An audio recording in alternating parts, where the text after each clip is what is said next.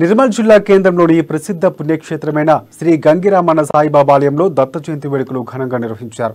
ఉత్సవాల్లో భాగంగా సాయిబాబా విగ్రహానికి పంచామృత అభిషేకాలతో నిర్వహించారు.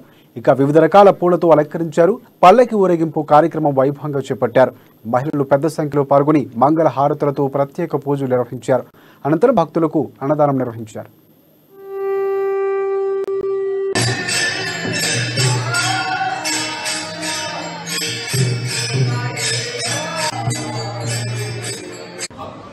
అమ్మవారి విగ్రహం ఊరేగింపు కార్యక్రమం ఉంది.